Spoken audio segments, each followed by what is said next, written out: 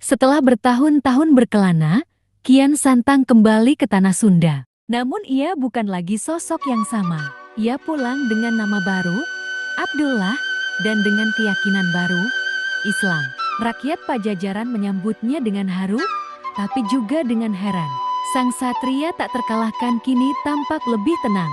Bukan lagi hanya mengandalkan kekuatan, tapi juga membawa ajaran baru yang asing bagi rakyat Sunda. Dan tibalah momen yang paling menegangkan. Kian Santang harus berhadapan dengan ayahnya sendiri, Prabu Siliwangi.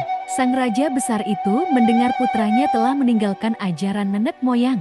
Pertemuan pun terjadi di istana Pajajaran.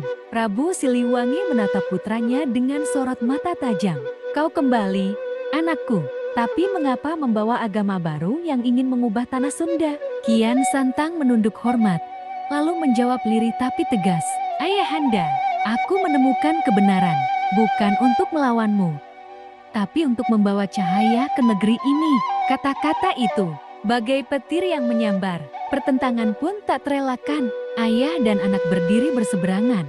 Bukan sekadar soal keyakinan, tapi soal masa depan kerajaan Pajajaran. Dan dari sinilah kisah paling legendaris terjadi.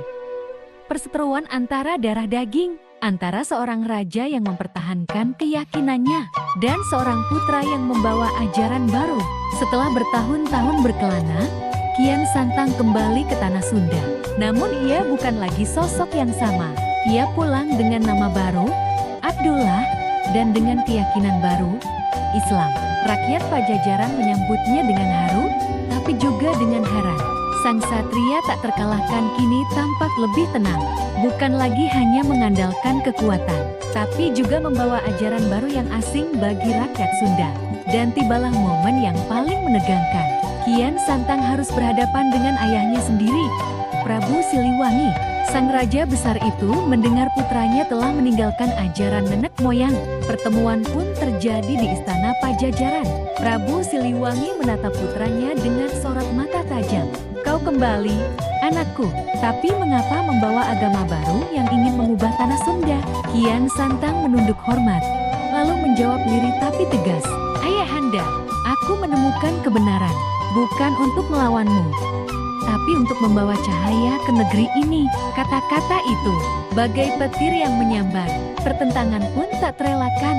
Ayah dan anak berdiri berseberangan. Bukan sekadar soal keyakinan, tapi soal masa depan kerajaan Pajajaran. Dan dari sinilah kisah paling legendaris terjadi.